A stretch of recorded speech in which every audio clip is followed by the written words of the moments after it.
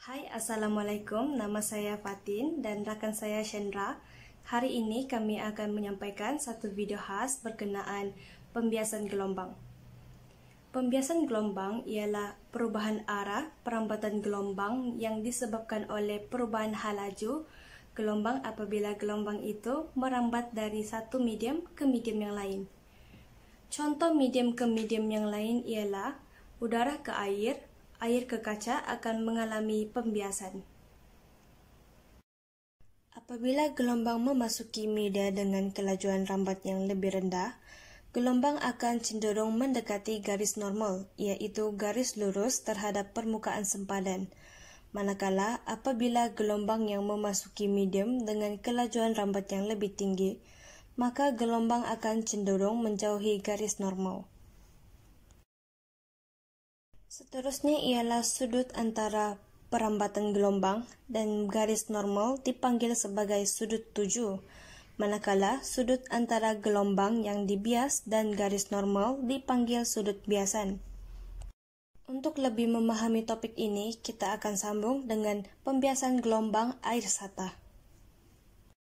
Pembiasan gelombang air sata terjadi ketika gelombang air sata melewati batas antara dua perairan dengan kedalaman berbeza, seperti perairan dalam ke perairan cetek atau sebaliknya. Gelombang air akan mengalami pembiasan.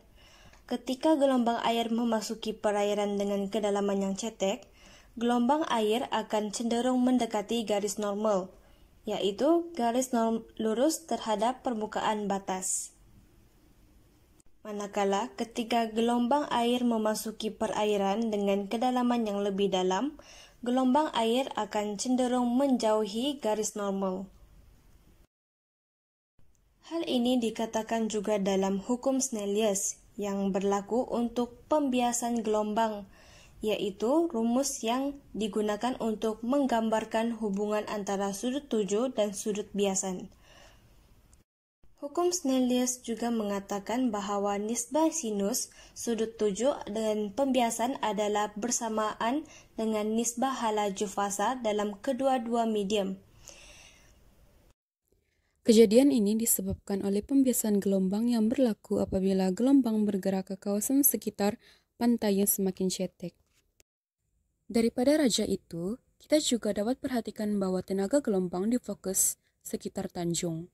Hal ini menyebabkan laut yang mendekati tanjung itu bergelora dan lebih bahaya untuk berenang di sana berbanding dengan di teluk. Ketika cuaca sejuk, suhu udara bertambah dengan ketinggian. Gelombang bunyi yang bergerak ke atas dibiaskan kembali ke arah bumi disebabkan gerakan yang lebih cepat di udara yang lebih panas. Pendengar bukan sahaja mendengar bunyi guru yang terus, tetapi juga yang dibiaskan. Bunyi tambahan ini menyebabkan bunyi guru menjadi lebih kuat. Bunyi trompet kedengaran lebih jelas oleh penghuni di dalam rumah itu pada waktu malam berbanding dengan pada waktu siang.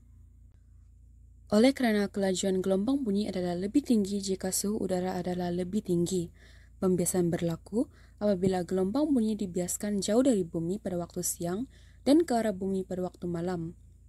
Ini menyebabkan bunyi didengari dengan lebih jelas pada waktu malam.